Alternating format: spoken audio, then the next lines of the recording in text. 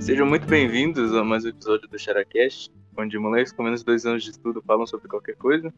E hoje nós estamos aqui com o nosso ilustre convidado, o Daniel Miorim. Salve, salve! Meu nome é Daniel Miorim. Eu sou sócio fundador da Universidade Libertária. Sou um ex-marxista, que é o que interessa aqui, né? Comecei a estudar marxismo muito novo. E a história da humanidade é a história da luta de classes. E junto dele a gente trouxe mais uma galera aqui. Começando aqui pelo Delfinzinho. Salve, galera. Pelo Secante. Salve, salve. Também pelo Kervis. Salve. Pelo Peixe. Opa, rapaziada. Também temos o Adanska. Fala aí. E por último, o Valtric. Salve, salve. Metade dessa galera que não vai falar nada durante o podcast, mas eles estão aí pra acompanhar. Mas então, Miorim, vamos começar aí a falar sobre o nosso papo? Então, marxismo. Tem muitos caminhos para falar sobre marxismo, né? Eu acho que uma breve ilustração do recorte teórico que a gente vai fazer aqui talvez seja interessante, né? Do ponto de vista prático da coisa, o que interessa é entender que existe uma lógica associada a cada uma das sociedades vigentes a qualquer tempo. Essa lógica, ela determina e é capaz de dominar as outras. E geralmente ela está associada a um tipo de poder que impera sobre os outros. Então, por exemplo, na época medieval, poder religioso, a religião, a igreja, ela era aquilo que era responsável por, dentro da estrutura social, fundamentar as relações entre aqueles indivíduos. Os indivíduos estavam, pelo menos nas regiões em que nós tínhamos esse tipo de trato, tipicamente associados a esse tipo de regime. E a gente analisa a sociedade, pensa essa sociedade à luz das reflexões daquela igreja. Então, quando a gente conhece mais essa igreja, a gente conhece mais dessa lógica, né? E conhecendo mais dessa lógica, a gente entende mais a própria sociedade, né? No passado, a gente já teve outros tipos de visões. A gente já, durante um tempo significativo da história, a gente estava associado a um tipo de cosmovisão, que era a cosmovisão baseada em mitos. Então, os mitos fundamentavam a estrutura da realidade e eles eram aqueles que fundamentavam a estrutura da autoridade, né? Enquanto a autoridade política e a autoridade religiosa, no caso da época medieval, elas se separam, ou seja, alguém tem a autoridade política e esse alguém está subordinado à autoridade religiosa. Essa figura se mistura, né? É lógico que com algumas exceções, no caso medieval, né? Mas no passado, a figura religiosa era também a figura que tinha um maior impacto na coordenação política daquela sociedade, né? Então você tinha reis faraós, que eles eram efetivamente ali, do ponto de vista daquela nação, os indivíduos que tinham o comando político e o comando religioso daquela localidade. Você tinha que, do ponto de vista dos gregos e dos romanos, todos eles eram considerados assessorados pelo plano divino, né? Então você tinha ali essa noção de que o rei, ele era uma figura quase teológica, né? Geralmente, alguns inclusive eram filhos de deuses, né? Eles eram considerados filhos de deuses e por aí vai. E aí, quando a gente vai pensando nessas possibilidades, a gente começa a refletir sobre a sociedade à luz do elemento dominante. E qual é o elemento dominante do século e dos séculos que nós vivemos aqui? É o capital, né? O capital é esse elemento dominante e esse elemento é responsável por determinar o modo de produção. Os fatores de produção são determinados pelo modo de produção, né? E a gente pensa os poderes todos subordinados à lógica do poder econômico. Então, isso é uma divisão tipicamente autossiriana, né, em que ele divide lá as estruturas da sociedade em poder jurídico, poder social, poder científico, poder teológico, né? E ele diz que uma dessas estruturas, o poder supremo, que dominaria sobre toda essa estrutura, seria o poder econômico, né? E aí o que acontece é o seguinte, a gente começa a raciocinar que tudo está à luz desse e na reflexão desses interesses. Então existe um interesse econômico e a gente começa a raciocinar a lógica desse sistema na medida da lógica do capital. E o capital, ele tem aquilo que a gente chama de condições sociometabólicas do capital. São as condições sobre as quais o capital irá se reproduzir.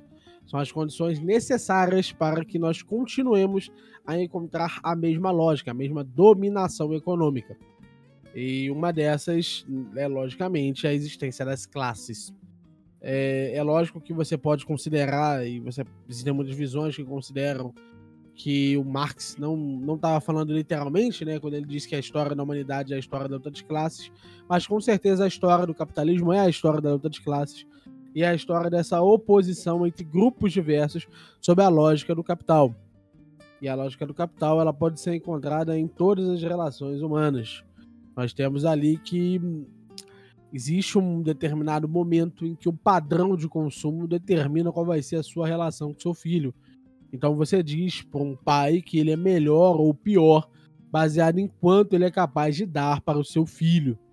Ele é melhor ou pior baseado na educação que ele conseguiu comprar para o seu filho. E aí você começa a eliminar as relações em si mesmas e você começa a trazer o aspecto das relações para relações na medida do capital, né? E a gente chama esse processo de eliminação do elemento racional, do componente racional das ponderações das relações, a gente chama ele de alienação, né? A estrutura de valor do trabalho, ela é uma estrutura que ela é relacional e ela diz que a mercadoria é responsável por alienar. É responsável por fazer esse processo de remover o processo racional por sobre essa estrutura. E o marxismo nada mais é do que a tentativa de retomar a racionalidade dentro dos processos relacionais para relações verdadeiramente livres dessa ótica. E a grande questão é substituir essa lógica por uma lógica voltada às relações. E a grande questão que se afirma disso é que o marxismo ele precisa e ele se afirma na medida em que ele é um mecanismo de oposição imediata a essas estruturas. Ele acredita, fundamentalmente, que essas estruturas de alienação e essas estruturas de quebra racional, elas são responsáveis ali por destruição em massa, né? E aí tem alguns princípios gerais que são responsáveis por fundamentar isso, por exemplo, como o princípio da queda da taxa de lucro, que é um princípio que diz que na medida em que os capitalistas eles forem fazendo relações uns com os outros, na medida que eles forem buscando as relações e buscando o lucro em cima dessas relações, cada vez mais a taxa de lucro diminui, como uma forma de fazer com que os seus concorrentes não tenham os mesmos lucros, né? E aí cada vez menos o sistema tem capacidade de reprodução até o momento que ele irá então falhar, né? Isso é um dos elementos que preconiza essa estrutura.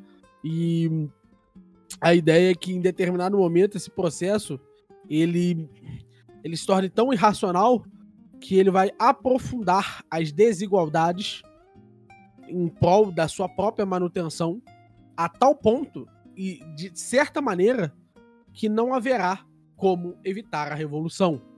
Então o marxismo e preconiza a tomada dos meios de produção para o processo de reracionalização da produção, o processo de reracionalização das relações e o processo de reracionalização da lógica da sociedade. É mais ou menos isso que um marxista diria. É lógico que aqui a gente está fazendo um apanhado e tem muitas opiniões minhas, né, muitas ponderações minhas aqui sobre grandes elementos. Se alguém tiver um debate sobre isso, quiser um debate sobre isso comigo, porque as minhas opiniões estão erradas, já que todo marxista diz que todo marxista está errado, né? Vocês podem ficar à vontade aí de me dizer aí o que vocês quiserem no chat. Vou ler depois os comentários, mas é basicamente essa a minha visão sobre o que é o marxismo e sobre como ele se manifesta, né? E esse processo de gestão e resistência, ele dá origem a uma coisa que a gente chama de ciência da praxis, que é a observação do processo de resistência e de organização para a revolução. Né? Então, existe um período que é o processo da crítica, que é o momento em que você, de fato, conjectura e pensa os elementos dos efeitos da lógica do capital, e um segundo momento em que você pensa, efetivamente, os momentos da lógica da praxis.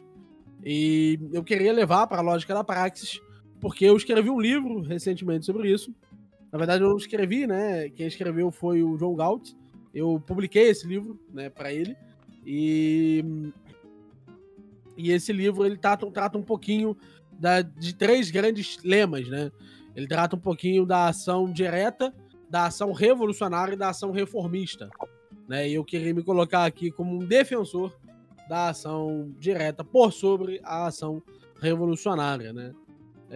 Eu gostaria de explicitar um pouquinho algumas figuras que foram importantes. Uma delas é a figura que a gente citou, o Marighella, mas aí eu vou perguntar aos nossos telespectadores se eles têm alguma pergunta para mim de marxismo, se eles têm alguma ponderação aí, se eles têm algum questionamento antes da gente prosseguir trazendo o caminho para um estudo da praxis. Né?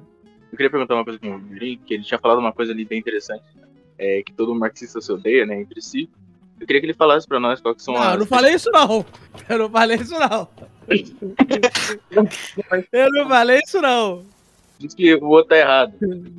Isso. Tem um alto teor de discordância entre os marxistas sobre diferentes interpretações. É isso que o Mirim tá querendo dizer. Em outras palavras, se odeia. Não é assim, né? Todos eles vão se unir pra matar burguês no final. Tem sempre aquilo que une os pessoas. Mas eu queria que o Meurin falasse pra nós quais são as principais vertentes dentro do marxismo e quais são as discordâncias entre elas. As principais a grande questão que é analisada aqui é se você é ou não um ortodoxo. Né? A grande questão é essa. Se você é um ortodoxo, você vai enxergar a possibilidade... Eu sou protestante, mano. Posso ser marxista? Não. Um marxista ortodoxo, né? Se você segue a linha original de Marx. Né? Então existe a ortodoxia, né? E existem algumas grandes frentes que foram surgindo aí. Né? Existem os novos marxistas, existe o pessoal de Frankfurt, que para muitos nem é considerado marxista, existe o pessoal que vai dar origem à New Left, né? Existe o elemento interseccionário, né? Que é o pessoal que vai lidar aí com as questões de raça, é o pessoal que vai lidar com as questões de gênero, né? Por enquanto, assim, de grande vertente é isso, né? Aí tem 1,5 milhão de pequenas vertentes sobre tudo. Né? Pode falar. Uma pergunta é que no meio em geral, sei lá, no mainstream de discussões e tal, o que se fala muito é de marxismo cultural. O que você marxismo entende cultural, do ponto de vista marxista, não existe. Ele não? É impossível. Não, ele é, inclusive, do ponto de vista... Mas isso é uma coisa que assim, os próprios marxistas nunca vão tratar dessa forma. Porque o marxismo cultural, ele pressupõe que existe uma possibilidade de você afirmar a estrutura marxista sobre uma estrutura do capital. Isso daí, do ponto de vista marxista, é atécnico. Totalmente atécnico. O marxismo cultural é um mito. Do ponto de vista marxista, o marxismo cultural é um mito. O marxismo está certo, ou... porque a grande questão, que é o que trazem é o que traz esse pessoal, o Olavo, o Iago Martins, esse pessoal que acredita no marxismo cultural, é que todos eles vão partir do princípio que, de um ponto de vista ou do outro, o marxismo é impossível, né? A revolução é impossível, no sentido que ela não acaba com as classes, né? Que é um dos elementos que preconiza, que é a criação de um processo de uma democracia real, né? Como descrita lá pelo Lenin, que é a democracia que, para além da democracia burguesa, ela inaugura um novo princípio, que é o princípio do povo. E esse princípio ele seria responsável e seria capaz de dissolver as distinções aí de classe. Não perfeitamente, mas ele já inaugura outra lógica, né?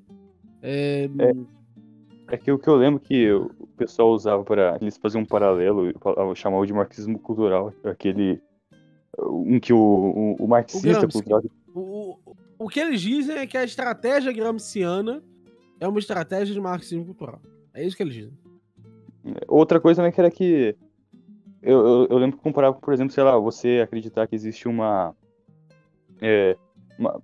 determinado grupo de indivíduos, que eles detêm uma determinada cultura, e que essa cultura, ela determina o comportamento de alguma classe oprimida. Você tem, por exemplo, o patriarcado, que é a classe do...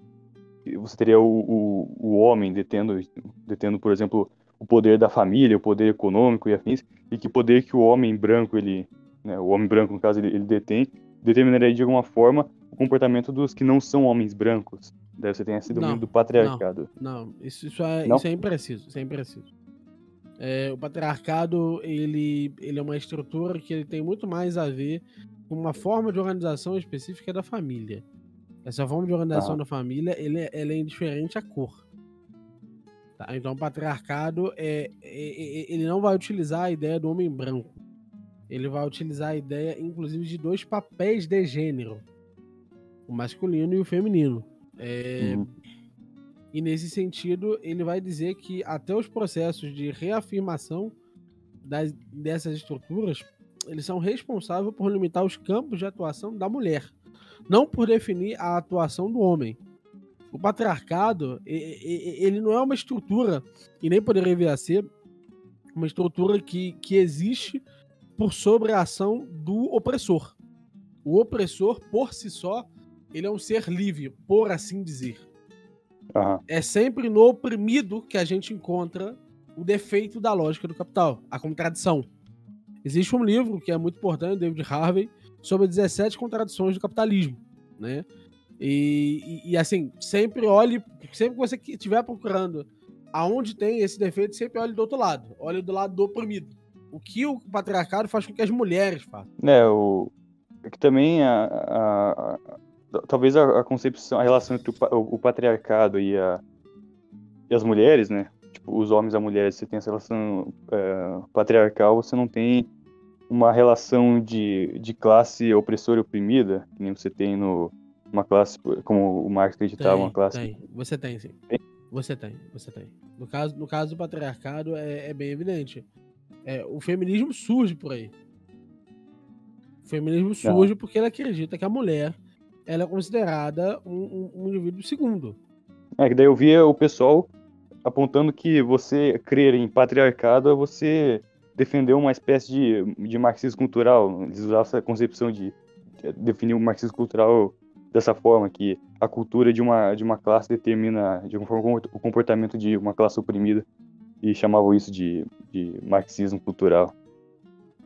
Só que eu queria saber só qual é a sua concepção de marxismo cultural mesmo, para ver se essa concepção aí... O que eu tô dizendo aqui do meu ponto de vista, Daniel, há a possibilidade de nós termos a possibilidade de nós realmente termos uma ideia de marxismo cultural, tá ligado? Só que isso já parte de um princípio anti-marxista, entendeu? E qual fazendo às vezes que um marxismo é impossível. Que é impossível alterar a ordem natural. É só a partir desse princípio anti-marxista que é possível, inclusive, até descrever o marxismo cultural. Porque, do ponto de vista mais direto da palavra, se o marxismo cultural fosse possível, a revolução não seria uma necessidade. E o Gramsci nunca abandonou a revolução. Eu não entendi ainda que princípio antimarxista seria esse aí. A ideia de que a revolução não é responsável pela quebra das classes, que a ordem natural é imutável. Isso é um princípio antimarxista do qual todos aqueles que falam de marxismo cultural vão partir. E assim, existem marxistas que falam do marxismo cultural? Existe. O Manacorda, por exemplo, é um deles, é um marxista francês. Muito famoso, eu tenho um artigo sobre ele. Porque o Manacorda, ele acredita que a revolução é impossível. Mas ele não é ortodoxo. Do ponto de vista do marxismo habitual, a revolução é impossível. Do ponto de vista do marxismo cultural, a revolução, ele já parte do princípio que a revolução é impossível. Porque aí sim, se a revolução é impossível, seria necessária a utilização desse meio. Porque se você parar para pensar, do ponto de vista da capacidade de transformação da sociedade, ou o capital tem o poder dominante ou ele não tem. Ponto. Se ele não tem o poder dominante, então ele pode ser alterado pelo mecanismo cultural. Entendeu? Ele é dominante nas relações, aí você precisa lembrar. Ele é determinante das relações. E só através da possibilidade da consciência de classe, que é o momento em que você percebe esse impacto econômico, que você poderia sair disso. Mas veja que, do ponto de vista mais direto da coisa, você está sempre inserido e reproduzindo a lógica do capital, a não ser que a revolução aconteça. É por isso que não faz sentido você dizer, não, o marxismo cultural existe. Bem, o marxista vai olhar para você e dizer, não, isso é mentira. Isso daqui é impossível. Eu acredito no oposto disso. Eu acredito que, justamente, o capital ele seja um componente dominante. Se ele é um componente dominante, não tem alteração cultural que ele vai fazer que é possível. Assim como, já dizia lá o 18 de Brumário, é impossível pensar que a alteração, tanto o 18 de Brumário quanto o próprio Lenin, é impossível pensar que uma alteração significativa de um cargo, botar outra pessoa na eleição, eleger o Lula, vai dar origem ao socialismo. O reformismo é impossível do ponto de vista marxista. Entendeu? Se o reformismo é impossível, assim, e o reformismo tem capacidade, inclusive, em parte da máquina pública do Estado burguês, quanto mais o marxismo cultural, entendeu? E você disse que, então, você tem esses três aspectos. Você tem a ação direta, a ação revolucionária e a reformista. E você defende... Você não defende você defende a primeira, né? Que é a ação o que consiste a ação direta? Eu defendo a ação direta. É a ideia de que você deve fazer o processo emancipatório em sua própria vida. Para um marxista, isso é impossível. A ideia de que os libertários queiram uma revolução horizontal, uma revolução que aconteça na vida de cada um e por isso se apresenta como uma revolução, só é possível porque a gente parte do princípio que nós temos não apenas livre-arbítrio, mas que nós não estamos sob a lógica do capital. O capital é um dos componentes do agir social, mas ele não é determinador. E é possível mudar relações fora de uma comuna, inclusive, que não estejam sobre a ótica do capital. Que a razão possa transcender o sistema. Isso. É por aí. Por aí. Daí a ação dos ANCAPs seria você ter uma ação individual, que você não está fazendo uma revolução socialista, né? Que você tem literalmente um combate entre duas classes. Você tem simplesmente como posso dizer, indivíduos agindo por conta própria e que as ações deles de alguma forma derrubam o sistema a qual eles são submetidos. É isso que você quer dizer, Miri? Não entendi, repete. Tipo, você tenta se fazer mais claro. Você tem, sei lá, essa ação direta dizendo, seria, por exemplo, ANCAPs tentar se dissociar do Estado de uma forma, sonegando impostos e afins. Você derruba o sistema mediante essas ações individuais e não realmente uma revolução. Você não derruba o sistema. Você altera a ordem daqueles indivíduos, mas você altera inteiramente a ordem daqueles indivíduos. Então seria uma derrubada, como posso dizer, sei lá, revolucionária mesmo. Seria uma coisa diferente, né? Não é revolucionário. A revolução preconiza o quê? Existe uma certa imutabilidade das estruturas do capital. Essa imutabilidade está associada ao mecanismo do sistema financeiro, está associada aos mecanismos típicos da própria transmutação e fungibilidade do capital, né? E das condições sociobiológicas de reprodução do capital. Ponto. Tá ligado? Esses são sociometabólicos de reprodução do capital. Esses são os elementos essenciais ali de fixação na estrutura social. Isso daí é imutável. Isso é algo que se manifesta para todos os sujeitos o tempo todo. Isso é a crença do marxismo. Uhum. Entende? E eu digo que não. Eu digo que, inclusive, para além da possibilidade da afirmação da consciência de classe, é possível buscar a emancipação do sistema. Como que você busca a emancipação do sistema? Através da utilização de sistemas paralelos. Através de uma vida paralela. Que não subsiste no seio do Estado burguês. Mas está para além dele. Inclusive está proibido por ele. É só você parar pra pensar que a única ideologia política que só depende do Estado não a proibir para funcionar é o anarcapitalismo. É a única ideologia política que é proibida. Porque ela não precisa do Estado para acontecer. Entende? Ela não aperfeiçoa seu bem final tomando os meios de produção, mas pela emancipação individual do indivíduo libertário.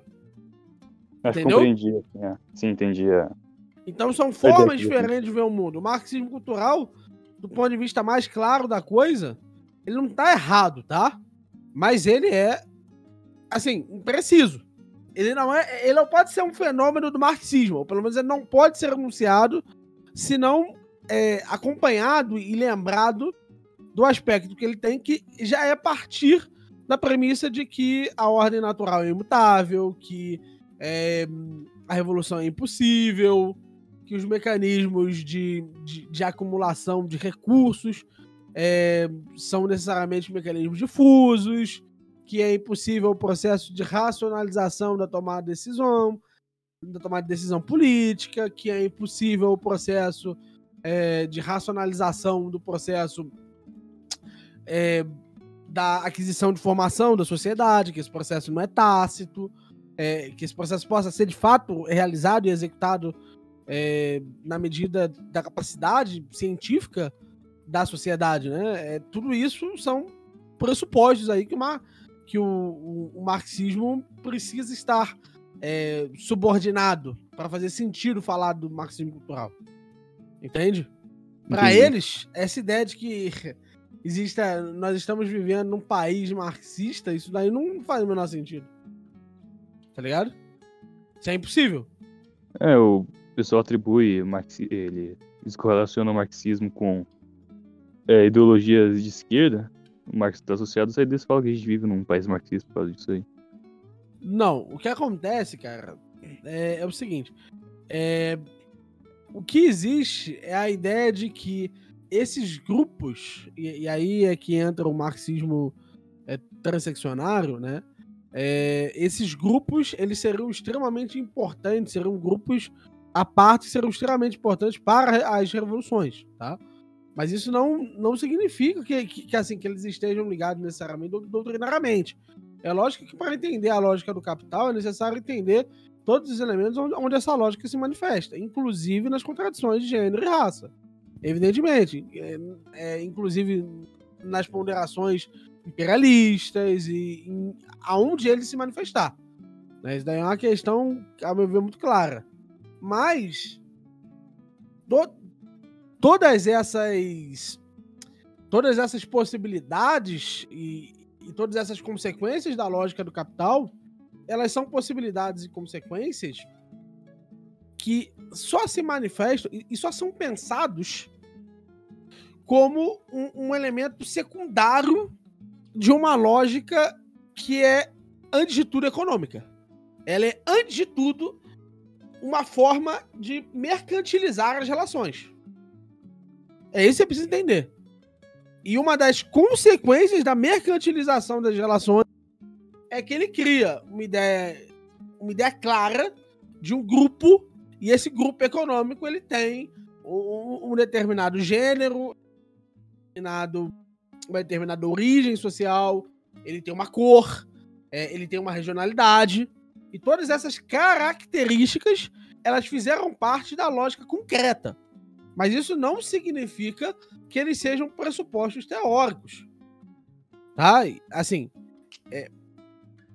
quando, por exemplo, os LGBT eles se opõem de alguma forma à estrutura dominante, eles estão atacando o Estado burguês que reproduz a lógica capital.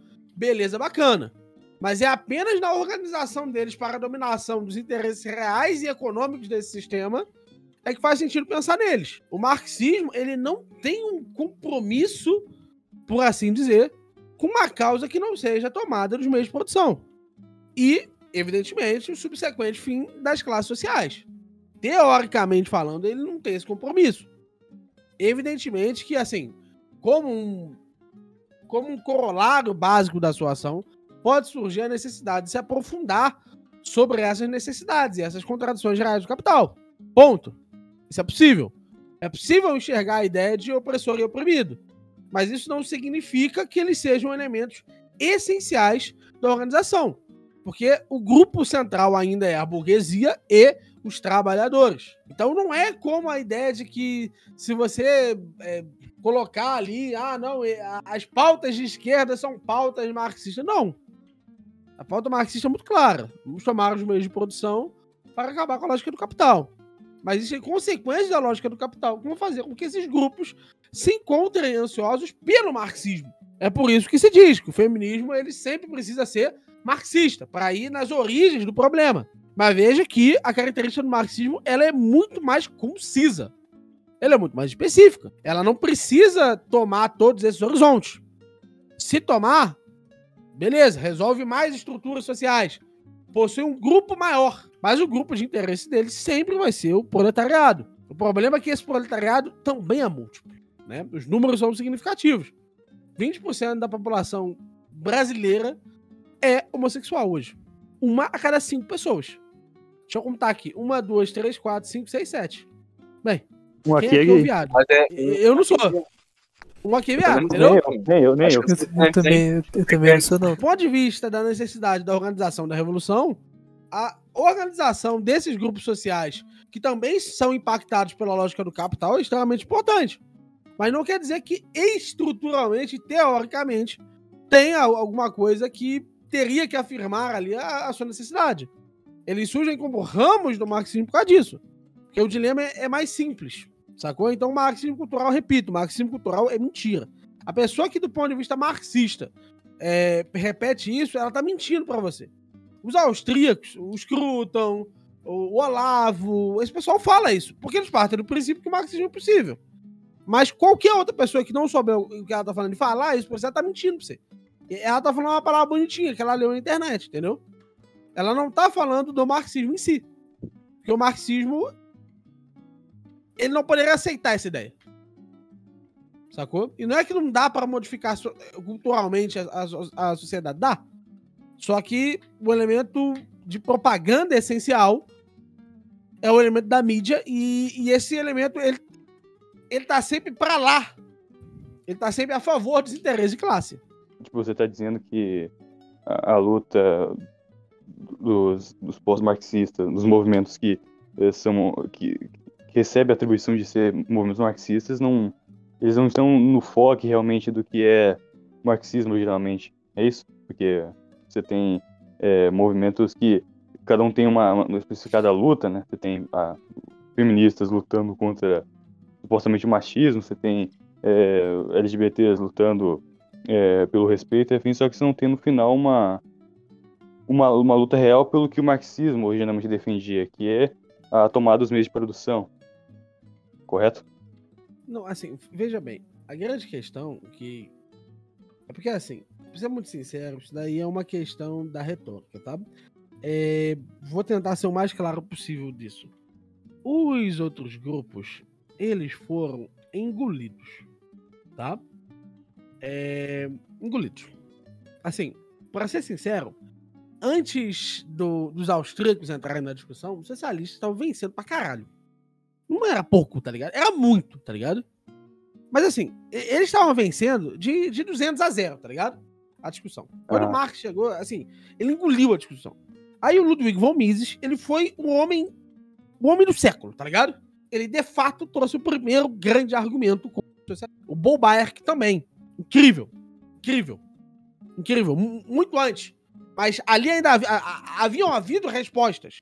No caso do Mises, até o Lange reconheceu, não, esse argumento é bom. O Hayek trouxe argumentos incríveis. E todos eles partiam dos mesmos pressupostos. A organização econômica, ela só poderia ser assim.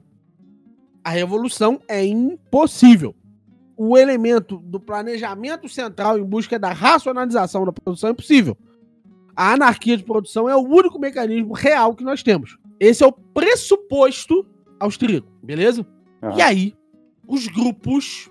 Bem, se existe anarquia de produção, isso significa que se eu influenciar politicamente nesse processo, eu preciso necessariamente determinar um certo grau de reflexão sobre a distribuição desses elementos de produção. Ou seja, algum grau de intervenção eu preciso preconizar. E aí, o que eles fizeram? Eles disseram, ó, nós somos os caras que acreditam que não dá pra fazer essa porra. Não dá.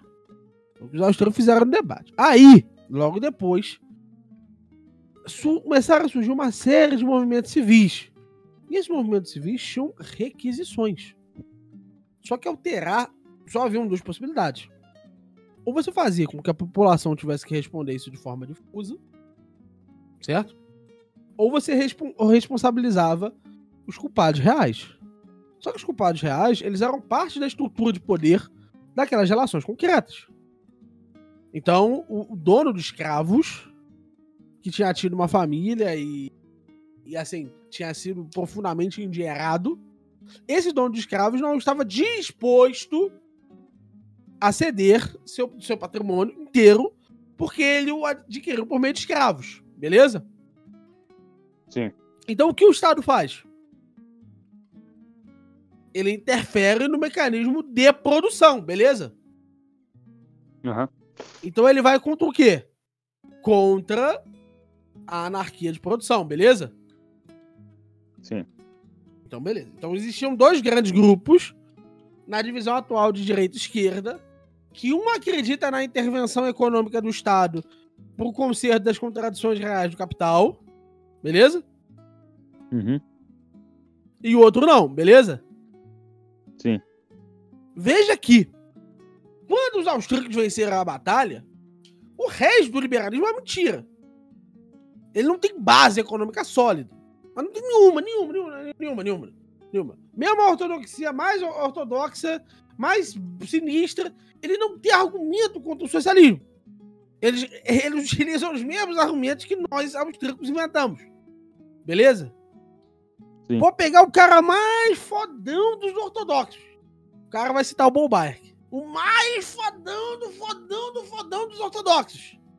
Ele vai citar o Hayek. Então, assim, ele vai citar o Nash. Entendeu? Ele vai citar quem? Gente que poderia, dentro de um cenário amplo, utilizar a ideia da anarquia de produção. E aí, quando você olha o outro grupo, todos esses grupos pressupõem um nível de organização social. E aí, por isso, nos debates, e na forma que a gente viu isso, a gente tende a associar a esquerda a um grande grupo que quer o planejamento central da economia contra o que não quer. E aí, por isso, pelo desenrolar real do debate, é que a gente chama todo mundo que é um pouquinho de esquerda de marxista. A gente sonha, isso é um sonho, um delírio, todo mundo que tá pra lá é socialista. Mas isso, por que é um delírio? Porque esse pessoal, eles não são austríacos. Pô, austríaco faz todo sentido. Qualquer pessoa que queira mais do que a anarquia de produção, queira algum nível de organização da produção real, de racionalização dessa produção, que acredite que esse processo é possível, a racionalidade explícita seja possível, esse cara é um socialista. Se você acredita em algum pedacinho do Estado, você que está me ouvindo, você é um socialista, ponto. Do ponto de vista austríaco. Porque você acredita que isso é possível. Do contrário, você tem que responder porque os socialistas estão errados. Porque entre pouca racionalização e muita racionalização, se é possível racionalizar um pouco, deve ser possível racionalizar tudo. Porque a economia, ela é homogênea, por assim dizer. Se eu consigo racionalizar a distribuição social para um produto, eu consigo racionalizar para outro. Todos os produtos se manifestam da mesma forma. Ou seja, a esquerda, ela não é um grande bloco. Ela é uma centena de blocos. Muitos blocos. Entre a revolução e um pouquinho desse processo de tentativa de racionalização da produção, existe uma caralhada de gente. Muita gente. Um céu de gente. Só que como todo mundo foi engolido no debate, então você vê grandes cientistas políticos. Por exemplo, você vê lá o Mário Ferreira dos Santos citando austríaco. Por quê que você vê ele citando austríaco? Porque você vê todo mundo, Vogel, todo mundo cita austríaco. Todo mundo de direita cita austríaco. todo mundo precisa dos austríacos? Porque todo mundo teve o cu comido pelos socialistas. E só os austríacos tinham um cacete pra isso, tinha um pau grande o suficiente pra isso, entendeu? Todo mundo foi comido pelos marxistas. E aí, por isso, herdou-se essa visão de que aquele bloco é homogêneo daquele lado. Isso é uma herança, entende? Isso é uma questão de como lidar com o problema. Sendo que, na verdade, esse grupo é muito, muito, muito distribuído. Entre os grupos progressistas, existe uma distância muito grande entre uma Tabata Amaral e um marxista. Eles têm requisições diferentes. Muitos acreditam, inclusive, que o capitalismo deve continuar existindo. Pasme. Muitos acreditam que é possível racionalizar só um pedacinho. A Tabata Amaral, por exemplo, ela acredita que o capitalismo deve continuar existindo. O Ciro Gomes, ele acredita que o capitalismo deve continuar existindo. Ele é um juventinho, cuidado socialista. Ele é socialista porque nós, austríacos, colocamos a pecha nele. Porque ele quer racionalizar a produção. Ele acredita que vai racionalizar a moeda. Foi a gente que botou essa taxa. E aí você tá repetindo. Tudo é socialismo. Que é? O Hoppe aí, tudo é socialismo. Essa é a justificativa. Tá? A gente trouxe isso pra mas a gente ganhou. Tanto que você acabou de repetir isso pra mim. Você acabou de acreditar que existe um bloco homogêneo entre os LGBT para o marxismo. Isso daí, do ponto de vista assim, do ponto de vista teórico da coisa, você não pode estar mais errado.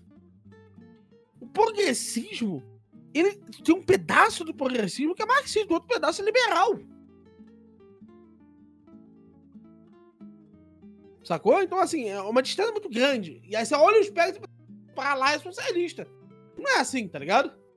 O socialista, ele acredita no que eu acabei de falar.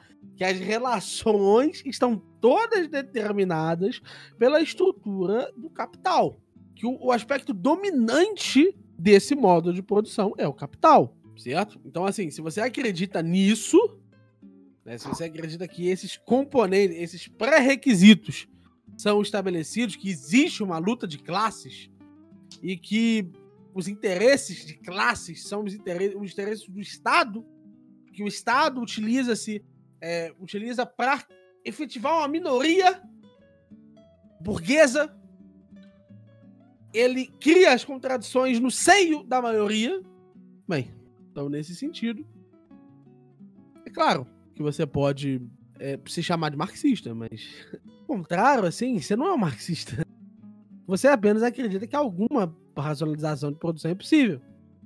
É só diante de um anarquista de produção como eu, como alguém que acredita que a produção deve ser livre, é que você passa a ser um socialista. Você não é um socialista. Inclusive, vou mais longe.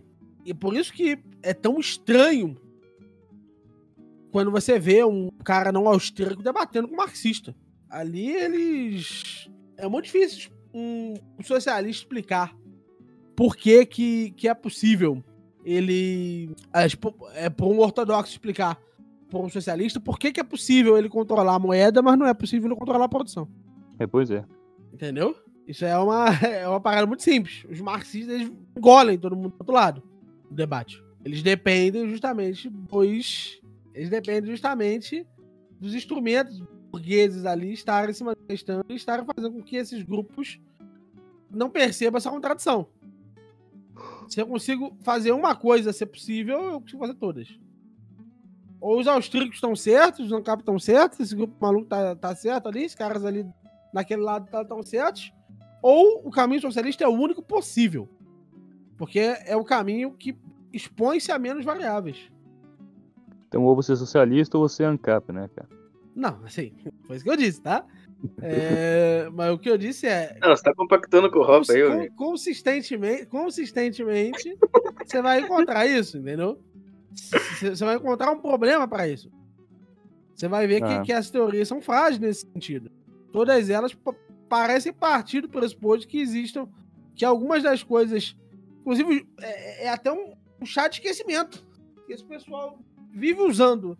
Argumento, não, porque isso não é possível, por causa da informação, né? Aí logo depois quer controlar a moeda. Controlar a moeda também, né? É que... a gente quer dizer que, então, entre o socialismo e o anarcapitalismo, você tem esse meio termo liberal que é insustentável, por exemplo, entre os austríacos e o... Eles não são, teoricamente... Assim, você já viu um liberal? Pensa assim, Com exceção dos chicaguistas, que também são livre-mercadistas. Quando eu digo que eles são livre-mercadistas, eles não acreditam que conseguem controlar a moeda. A ideia de controlar a moeda é impossível. Eles fazem para ir ao mercado. É só isso que eles querem. Eu não acredito que seja possível ter um resultado X. Eu só acredito que é possível levar a economia a X ou Y lá. Com exceção dos chicaguistas e dos austríacos, você já viu alguém daqui do outro lado debater de frente? Pensa aí, quem você conhece de liberal aí? De ortodoxo que bate de frente? Peraí, é que eu tinha caído aqui, Mirim. Repete aí, tio Dico. Qual intelectualidade liberal que você conhece? Se não for entre os chicaguistas e os austríacos. Kim Kataguiri. Cara, pior que. Mas o Kim Kataguiri, às vezes, eu lembro que eu tinha visto um. Arthur do MBL falando Mamãe sobre. falei. Não, vi um vídeo desse pessoal aí, liberal do MBL e tal, só que falando sobre socialismo, só que eles usavam os argumentos que eram austríacos, tá ligado? Tipo, eles não são bem. Eles são tipo, liberais padrão, tá ligado? Mas eles usavam argumentos austríacos contra o socialismo. Então, tipo, você só vê liberal mainstream usando argumentos austríacos contra o socialista. Sim. Então você não tem realmente um meio termo entre austríaco e socialista. Realmente parece impossível, porque ou você vai por um lado ou vai por outro. Porque, sim, ou dá pra racionalizar a produção, não dá. E, tipo, daí esse meio termo, né, que os liberais mainstream tentam alcançar, é sustentável, porque eles vão vender para um socialismo, sei lá, para contra-argumentar contra austríacos, vão tender para uma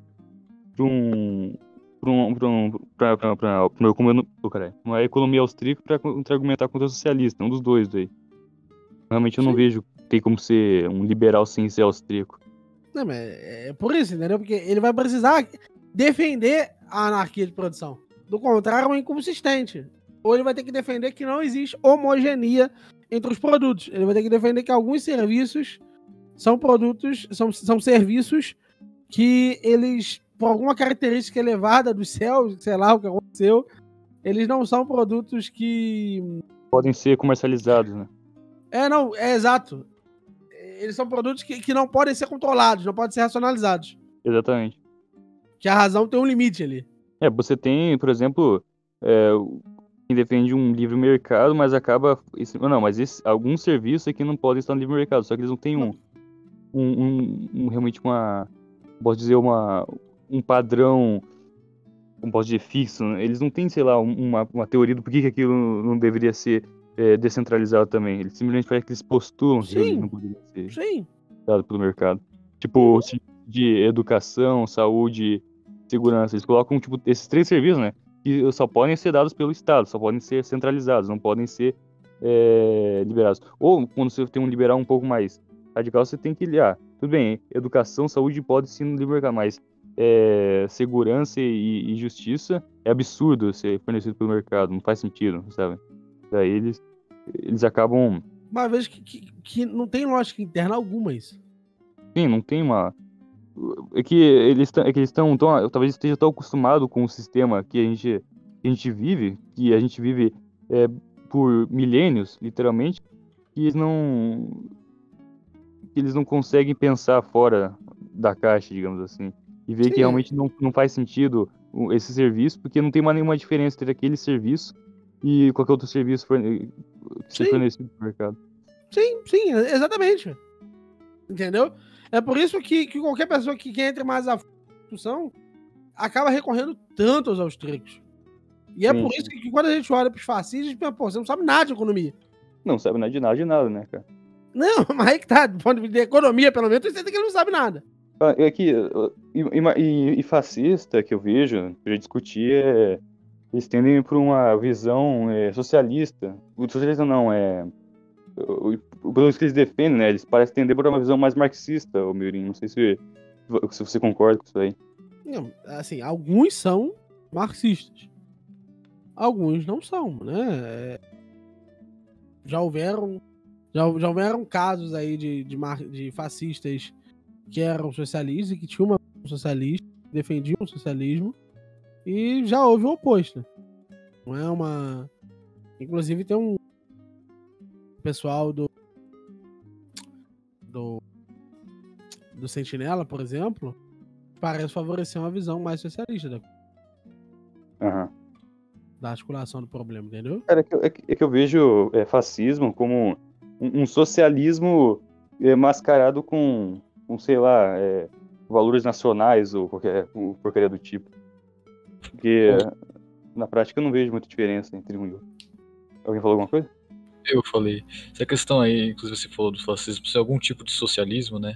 O Mises, ele no Socialism, ele chama... Não, assim, gente, por favor, não façam isso, tá? Isso vai ser assistido pro marxismo. Não digam que o fascismo é um tipo de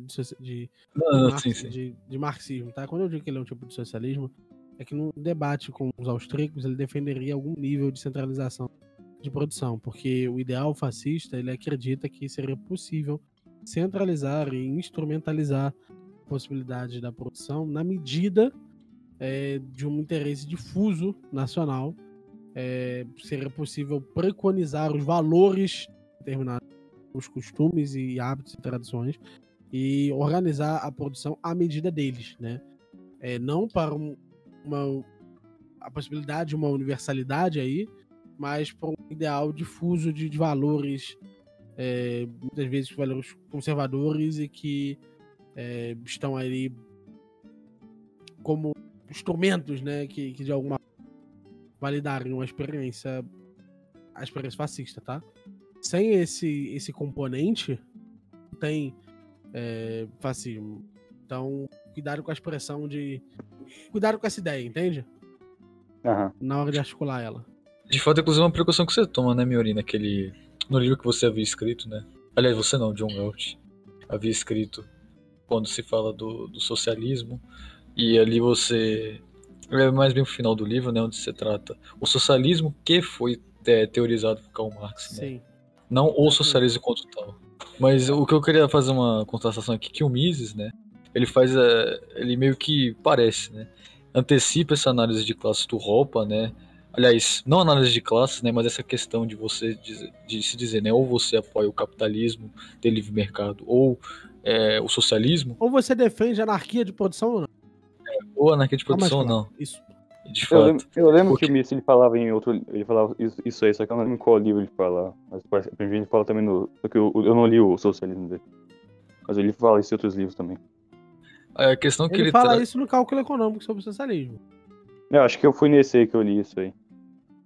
O socialismo tem um trecho que depois vira o cálculo econômico. Então ele tem um livro dentro de um livro. Aham. A questão mesmo é que, tipo, se você pegar várias noções que alguém que não se diz socialista, né, um fascista, aliás, ou sistema, né, o sistema fascista, ou alguns sistemas religiosos, como você pega dentro da própria concepção cristã, o solidarismo, ou algum tipo, sei lá, o distributivismo até, onde defenderia teses tipo distribuição de renda.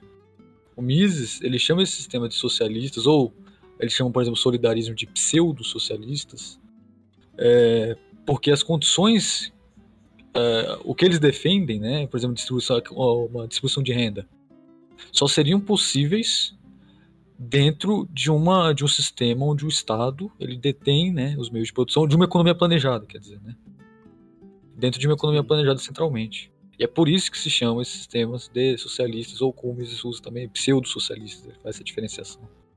Era isso. Exatamente. Muito obrigado aí. É exatamente esse, mano. É essa ideia de que, de alguma forma, a gente precise, não sei, diria eu que pensar, né? Pensar isso à luz disso, tá ligado? Pensar a questão socialista à luz dos sistemas de produção, né? E do impacto que eles têm. Porque, assim, no final das contas, a premissa marxista tá muito ligada a ela, tá ligado? Tá muito ligada a isso. Mas enfim, é isso, pessoal. A gente agradece por todos que nos ouviram até aqui. E os avisos de sempre, deixe seu like, se inscreva, deixe um comentário, xingue a gente aí no comentário se você quiser. Segue meu Isso canal lá. tudo. Se inscreve no canal do Miorim também, você que curte essas paradas aí de anarcopetismo. E é isso, galera. Independente disso, só de você curtir filosofia, a gente troca. Nem que seja pra você me refutar. Eu gosto de gente que pra me refutar tem que me seguir. É o nosso convidado também, né? É bom, Universidade Libertária, galera, pesquisa aí. E ó, Universidade Libertária tem um monte de projetos, os caras traduzem livros, os caras têm livros na isso. deles, A tem gente vai colocar muita na coisa. descrição, a gente vai colocar na descrição. aí o Tá canal tudo dele. na descrição, cara. sim. Os E se outros vocês podcasts- gostaram da conversa com o Miorim, tem uma conversa nossa também dele entrevistando a gente junto com o Malboro lá na Odisseia. É o Odisseia vamos deixar na Convida, descrição. edição 34. Vai ficar na descrição. Deixar na descrição aí também. Sim. É isso. E é isso, galera. Até mais. Valeu. Tchau, tchau.